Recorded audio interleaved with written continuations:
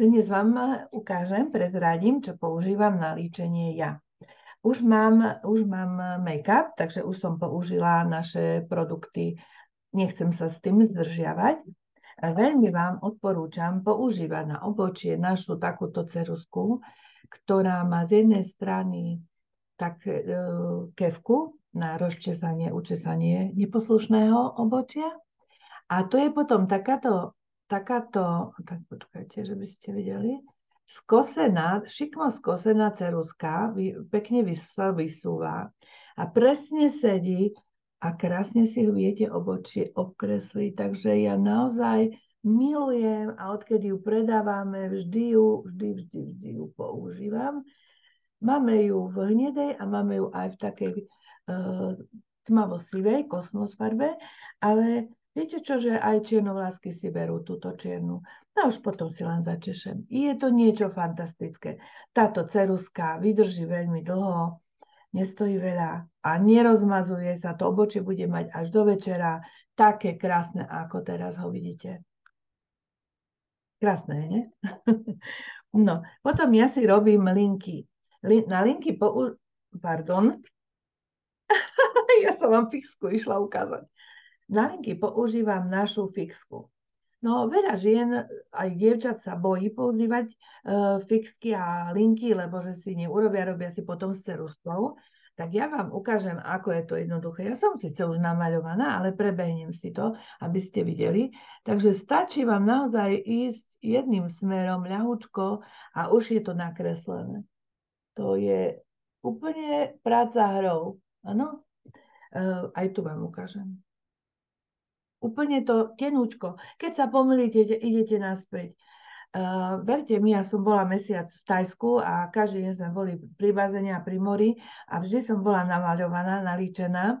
Mala som obočie, mala som linku a mala som aj myhanice namaľované a do večera držalo ako fakt neporušenie. Takže nebojte sa, že budete, ja neviem, slziť a že vám sa rozmaže tá linka. Nie, neexistuje. Takže môžete si ju dať do taštičky, mať ju doma. Ja nenosím so sebou, netreba. No a potom používam aj tiene. A tie tiene máme teraz nové a sú také krásne a fajné, že verte mi, že vôbec neviem, ktorú farbu si mám použiť. Hej, tak treba, keď som teraz toto otvorila, ja si dávam vždycky s aplikátorom a vyberiem si niektorú z týchto farieb, ktorá sa mi práve páči, áno, a idem týmto spôsobom si ju aplikovať. Je to také jednoduché. Niekto si dáva tiene s rukou, s prstom. Moja dcera, vizažistka, dáva si napríklad s prstom. Ale ja som si zvykla, že takýmto spôsobom si to pekne utriem. No. Ja ešte aj vidieť, že som si ju dala však. No takže je tu aj zrkadielko, trošku som ho ufuľala, pardon, lebo predsa tie tieniky sú také. A môžu sa použiť aj na mokro. To je úžasné. A tieto druhé tieniky vyzerajú takto.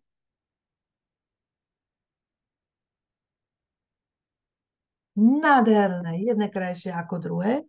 Samozrejme vám nesmú spadnúť, lebo sa potom môžu rozbiť, takže pozor na to. No a potom si idem dávať myhalnice. Ja osobne používam s týmto žltým nápisom. Celý čas, čo ju predávame, používam túto špirálku. Sú tu silikónové štetinky, ktoré veľmi pekne rozčešú myhalničky. A hej, takže ten šteček je takýto. A krásne takým cikcakovitým spôsobom si namaľujete. Ja už som namaľovaná, takže vyzerá to teraz trošku inak. Nezabúdajte ťahať a toto tu dole. Toto dole si ťahám. Takto. Takže rozdelím si. No a idem viackrát.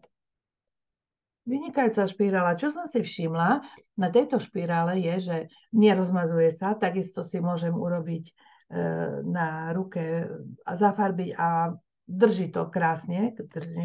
Ale viete čo? Mne sa vôbec nelámu a nevypadávajú myhalnice.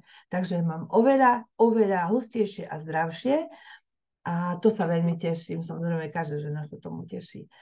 No potom ja používam rúž stále si ružujem, doma si dávam svetlejšie, na vonku si potom dávam podľa oblečenia. Veľmi rada mám tento balzam Fucoidan, pretože krásne zľahčí moje pery a nerobia sa mi také škaredé, také všelijaké. Proste sú pekné, šťavnaté. A rúžiky, veľmi rada mám tieto matné rúže, ale takisto teraz mám napríklad tento červený, ten je taký s trblietkami, tak si vyberete. Teraz sú v akcii ešte do konca decembra, tak si zoberte naozaj všetky farby, aby ste mali dostatočné zásoby. A tento je veľmi pekný, matný. Väčšinou sú také trošku do hneda, a mi to vyhovuje, ja mám rada tieto odtiene, ale sú tam aj do ružová a dokonca je aj veľmi červený, taký ostrý červený, číslo 14, táto čierna farba. A je nádherný. A čo by som vám odporúčala, nezabudnite na tieto naše lesky, ktoré ošetrujú pery, môžete ich použiť samostatne, nemusíte rúž dávať, dáte si len lesk. Toto je melónové, vonia, chutí a tie pery sú potom také naozaj šťavnaté. A čo sa mi na týchto leskoch páči, je, že nelepia pery dokopy, ale proste ani neviem, že lesk tam mám, necítim ho, ale jeho vidieť a rúž krásne drží. Tento rúžový, jahodkový, tak tento aj zafarbí do rúžova pery, tak jemne, takže kto sa nerúžuje, vyskúšajte. Fantastické. No a kto najviac používa rúže, a napríklad aj tu je, hej, zafarbené, je moja vnúčka 8-ročná, ktorá tu, keď príde ku mne, prvé je, že ide k rúžom, vybere si ten najtmavší a s tým sa narúžuje a už potom chodí po byte a už dokáže sa aj veľmi pekne narúžovať. Presne som mu povedala, že musíš presne. Veľmi krásne darčeky vianočné, alebo na meniny, na Mikuláša, obdarujte svojich blízkych. Tieto lesky som napríklad ja darovala vnúčke 8-ročnej, tento ružový, a tej staršej 17-ročnej som dala tento melónový, aby boli vždy pekné, ale naozaj je z čoho vyberať. Takže to by bolo z mojej strany všetko. Ak sa vám moje ličenie páči, tak ho vyskúšajte a zadovážte si tieto produkty, aby ste ich mali aj doma. Majte sa, dovidenia.